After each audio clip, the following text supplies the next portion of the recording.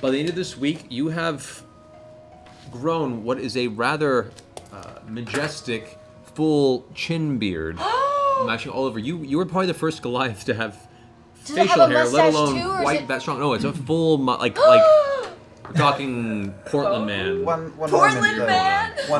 Oh no. Another thing that I did brew coffee was go off and get some like a lathering cream. Okay. And on the second to last night, after I took Grog out to the tavern, I bought him a lot of drinks. You didn't I assume dodge. I didn't shave off his whole beard. Don't shave off any of it. Only That's half so of it. Mean. I just became the most handsome man in the world. Do not shave his fucking beard off. This much. Make a stealth check. A stealth check first. Yes. Oh my god, Make a he's gonna be perception check. so You're mad a at terrible you. person. Make a perception check.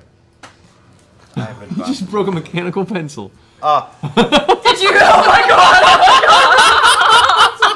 DM. Yeah. I rolled a natural 20. All right. All right. I have advantage on stealth checks, and I rolled an 18 and a 20. All right. Natural 20. So, sleeping soundly, drunk. You are so mean! Oh my God. Hear the approach of Vax. 21. All right. Why are you so evil? Why did he trip me making Why me do eat you- shit 2 months ago? Why do you? Oh! It's an appetizer of things to come, my friend. The crowing sound, Remember the when distant we roosters on the outskirts. And we just made up. The farmlands that surround the outside of Iman, which are relatively close and within earshot. The morning sun rises, cresting over the pendulum swings. eastern skyline of Taldore. Grog, you come to consciousness. Stretch, reach up to rub half a beard. Half a beard? Half a beard. Like just one side of my face? One side of your face. I say in a low, Do we even guttural have growl. You have no idea it was me. Vax. I didn't have to wake up to know it was you, Make an motherfucker. intelligence check. Make an intelligence check. No. Bro, Maybe 4 days on full beard. maybe I don't know. Let's say I assume. However, it is mid-morning. Who is currently stuck with the job of working as a clerk at the moment. It's like, hi, can I help you? Yes, hi. If you do not remember me, I'm Tiberius Stormwind from Draconia. Right. And, moreover, Vox Machina over at Grey Skull Keep. Where have I heard that? When we told you multiple times before, we met with you using your sigil of teleport. It's fine. I come here on a matter of business anyway. So that's neither here nor there. I was wondering if I may procure a address or number, as it were, for a sigil to Craghammer. If you're talking about sigils for teleportation, you would probably have to discuss that with Gatekeeper Xanthus. Yeah, where is he? I thought that was you. No. I'm the clerk. I run the front of the... Follow me. And he gets up and leads you further into the structure. And there you see the elven wizard who you recently bothered, not but maybe 5 hours ago, who stumbled in, who's like currently setting up some sheets. Goes back. Oh, hello again. Hi, I'm Tiberius Stormwind from Draconia. And moreover, Vox Machina over at Grey Skull Keep. I was wondering, and I asked your clerk here, because I thought he did what you actually do here. If I may procure for coin or perhaps some kind of, I don't know, favor of sorts, the damn it, Sam. Dragon favors. The address or a number or code or whatever it is that would work for the Craghammer sigil of my spell with Circle of Teleportation for this sigil gate. I get an understanding here that you're seeking access to one of our many sigil-based rooms of transference. Those rooms are currently under very protected lock and key, approval by the headmaster, Thurmond Adlam himself. Okay, well, where is he? Like, Oh my god. can you take... It's like calling Time Warner Cable. can you take me to him, or is he... Where is he at? Glances over at the clerk. Goes, right, I'll... Right this way, Mr. Stormwind. Okay, all right. And sitting there at the desk, you can see is the headmaster Thurmond, who is this extremely elderly human male. Can I help you? Hello, I'm Tiberius Stormwind from Draconia. Moreover, Vox Machina, and over at Grayskull Keep here in Iman. We are the saviors of this town and whatnot. Anyway, that's neither here nor there. I went through this fellow, who I thought was the job of this fellow, but it wasn't either of those jobs. It was you who I've been needing to talk to, I'm assuming. What do you require from me, I'm looking then? to procure a address or the access to the sigils of Craghammer and through my circle of teleportation spell and whatnot, using your arcane gates. That's about it.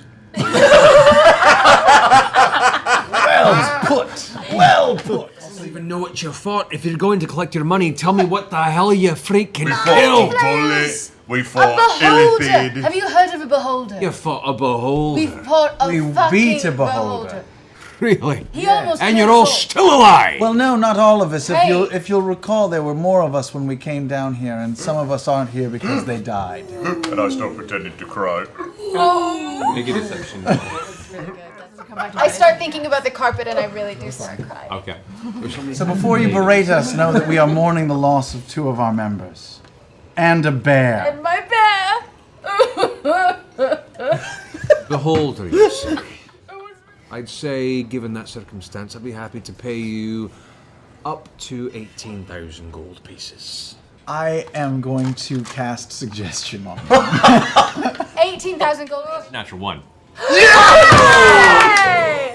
Money, what are you money, suggesting? money, I'm going money. to suggest to him that he is an honorable man and we had a deal. And that he should honor it to the fullest extent of the word. If we agreed to 25,000, I'll pay 25,000.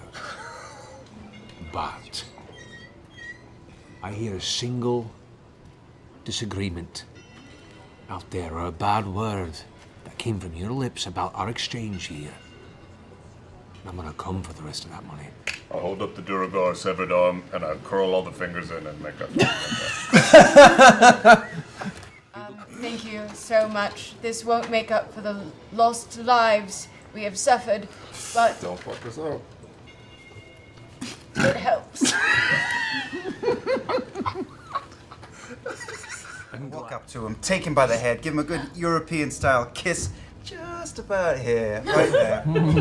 Come back and say, there is so much to talk about. Oh, yes, there Where can we be alone?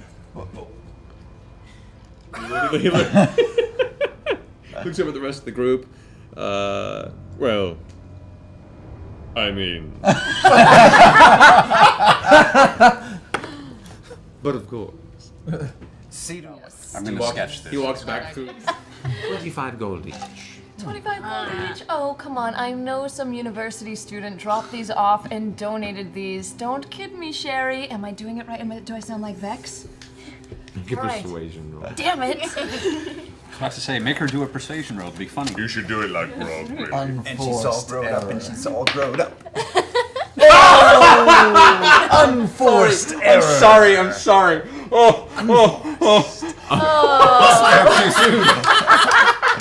So perfect. So perfect for you. Well, that didn't work. Hey, can you serve me now? Scanlan. What? Will you buy those books for me and I'll reimburse I can hear you. I'm right here. Walk away. Yes. Could we maybe make those happen for her? I know that you had quoted her a low, low price of 25. I'd be prepared to pay even more than that for them. And compose you a little song about yourself. At which point, for the first time since the entire time you've been in the shop of Gilmore's Glorious Goods, you see a slight grin creep across her lips. She goes, I bring out my something. Sherry. Sherry, baby, Sherry, won't you come home tonight? Come home tonight. You better ask your mama. Tell her you're with a gnome. Why don't you come on to my key? Pay for the book, I hear you. A dark wood carriage, flanked by 4 armored men on horseback, pulls onto the road right before the Taldori Palace. A young man steps from the front of the carriage and opens the door. Stepping out, you see a strong, tall man in the nearby lantern light. Short brown hair frame a very chiseled and handsome face, adorned with a well-groomed goatee. His clothing is based in blue and black, fitted elegance trimmed with golds and red, a strip of gray fur cresting over one shoulder and framing his torso. He turns and extends his hand towards the door, where a feminine gloved hand finds it. A beautiful woman steps out after him, her hair dark auburn and pulled up into a tight braided bun, resembling some sort of a glamorous schoolteacher almost. Her gown is in the same color scheme as the man, if a bit heavier blue than black, and a long billowing skirt tapers up to be form-fitted across her body, continuing upward to wrap her neck nearly to the jaw. They both turn to face the greeting party, bowing slightly as 2 of their companion guards flank the reproach up the steps. The other 2, helping the young man who steered the carriage, carry the rather large bags behind them. This is Lord Silas Briarwood and Lady Delilah Briarwood.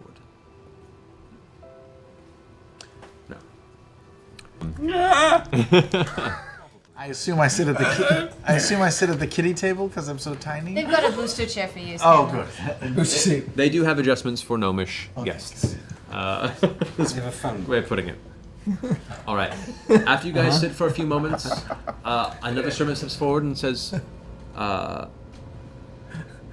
"Please, if we might rise for our guests, Lord and Lady Briarwood, to join us at the table." Risen already. I'm standing already.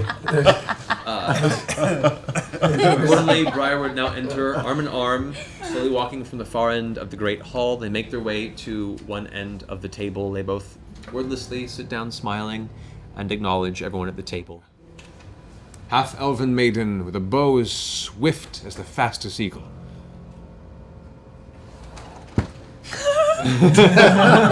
Looking next says, we have here Vaxeldad. Blades quick and eye is sharp. Not a whisper passes his ear. Ah, there you are. Scanlan Shorthalt. Performer known far and wide. A wit as clever as you've ever seen. His songs are whispered through taverns across the land. We have Tiberius Stormwind. I'm from Draconia. Hailing from Draconia. Which... How long have you been at Whitestone? We've been at Whitestone for the better part of, I can't even remember. And Lord Briarwood looks at his, Best I can recall, 4 or 5 years. 4 or 5 It's an years. unfortunate mantle to pick up, but we've done what we can in honor of the past Dorada family. seems pretty earnest. Oh, wow. Lord Briarwood. Down Yes. here. Yes, hi. I'm sorry, He snaps and a servant moves a large, pig platter out of the way that was blocking your head from his You can vision. move that over here, actually. Thank you. Oh, should we eat already? Lord Good- Briarwood, we may share a mutual friend or acquaintance of some sort. My father was a prominent doctor, and he may have studied medicine with a fellow that you know named Dr. Ripley? Dr. Ripley? Do you know such a person? yes, actually, Dr. Ripley is one of our esteemed physicians in Whitestone. Oh. Yes, recently come onto some land herself, although she has been on holiday for some time. Oh. Following her own research, as doctors are wont to do. Are you close with her?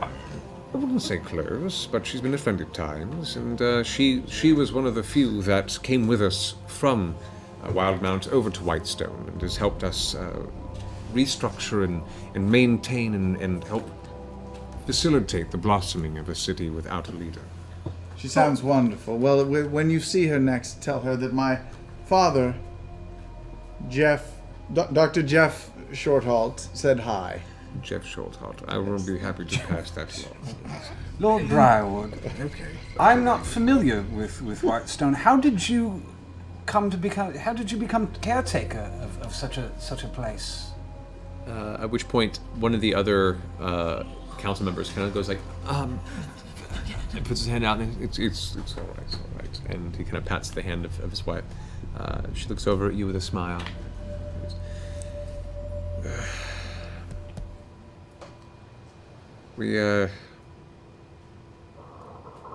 We know not if it is connected with the disease, but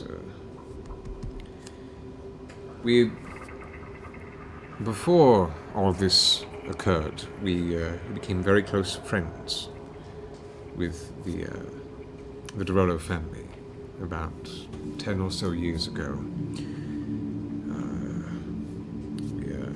Actually, the first time we met, it's kind of an interesting tale.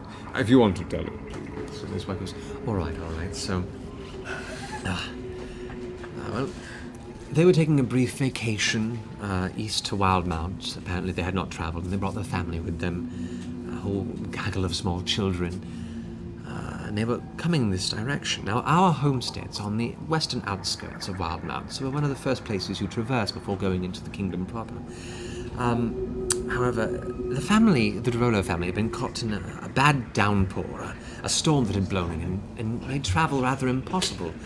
And apparently they just stopped not far from our homestead. And since then we've had many different years we've spent together as families, going on various journeys and trips together. But as time went on, we got busy on our own in separate ways, and we hadn't spoken in a while. They were in the process of discussing the building of the Ariel Bridge about 5 years ago, and we were going to meet with them about pursuing this venture as a joint. Well, when disease took them and the family passed on, we were surprised that they would have considered leaving Whitestone in our name, and we couldn't say no at this point. Carry on their legacy, I felt, was important enough, let alone the memory of that to carry on the building of this Uriel Bridge. I felt I really wanted to spearhead the wishes of Frederick. You're so courageous. Do you want me to fireball them now? A toast, then. Yes. A toast. To gracious hosts. To gracious hosts. L'chaim. I'm about a month away from completing the sigil in the basement of your keep. Oh, wonderful. Thank you. That's so talented. What kind of flavored tea do you like? I prefer mint or jasmine, to be honest. Noted. I walk away. You step up and walk away from the dinner table. I whisper in. So Mary stands up in the middle of the discussion and walks away from the feast. Lady Briarwood. Thank you. This is the first time we've been away from Whitestone in many years. That's such a spectacular act of kindness and generosity. My brother speaks the truth. Would perhaps Vox Machina also be of service to you? Perhaps. You seem strong of build, and We are handier than we look. We killed a beholder once. Just right out with it. that is an impressive feat, young Keyleth. We'll discuss in time. Nevertheless, the meal continues. And she kind of smiles and looks back at you.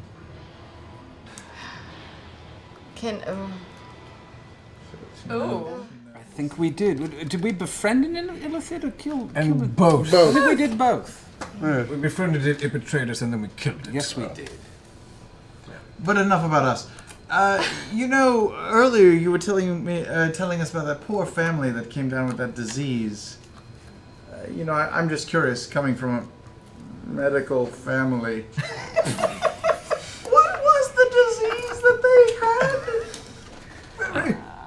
They look at each other and they kind of like give a sorrowful look and. We do not know. We were only given the information that the family had passed, but a month or two after it already had occurred. Gosh. as And the far as- entire family, all of them. Anyone care for some games of Jenga? This pudding is I'm constantly feeding. Are they whispering to themselves at all? As part of the discussion happening, there's a few side exchanges here and there. The best you can make from the citizens, things like, did you notice him? Oh. One says, yes, don't worry. And like, tonight we'll stay. And those are the only things you're able to make out from the little exchanges back and forth. Grey Skull Keep. The Grey Skull Keep. Skull Keep. Yes. We will have you sent for when the time is right. Lovely. That will be so fun. They're both at the bed? They're both at the bed, All right. and they're both looking in your I direction. got a 25 for stealth? Yep, Yeah, didn't work. both looking in your direction. Alright. Oh, sorry. Sorry, I heard a noise in here. I work for the city. I apologize. That was really stupid. As you work. As you work. Yes, ma'am. What do you do for the city, if I may ask? Oh, I'm a guard. I mean, there's not really a name for what I do. I work for Uriel. I'm security, man. And I thought I heard noise in here. And I heard a body fall, I thought. Sounded like a body They fell. both kind of step a little bit closer, Yeah. kind of looking at you. I'm backing up as I'm talking. I'm right at the Yeah, door. You're back up to the door right there, and I didn't shut it behind me. I just kind of cracked it open. right. Yeah, all right. Lady Briarwood goes, Yep. You look strangely similar to a gentleman we just had dinner with. That's crazy. It's uncanny how similar you look. Yeah. And I run. I ran. you get to make a wisdom save, is what you Oh, God. Jenga! It's not good. It says it's an 8. You turn to move, and your muscles tense up as you're unable Oh, they're holding to you. physically move. This is awkward, ma'am. I'm just trying to do my job. You're halfway through the doorway, stuck in place, as she keeps walking forward now. You have a curious look. Lord Briarwood kind of comes and flanks you from the other side. You try and flee. I'm merely asking you questions. Come, let us discuss in more private quarters. And you feel the hand of Lord Briarwood slam on your other shoulder. Yeah. Don't worry. You look delicious. And he pulls you into the room as she closes the door behind. And that's where we're going to end. Why? Why do you do these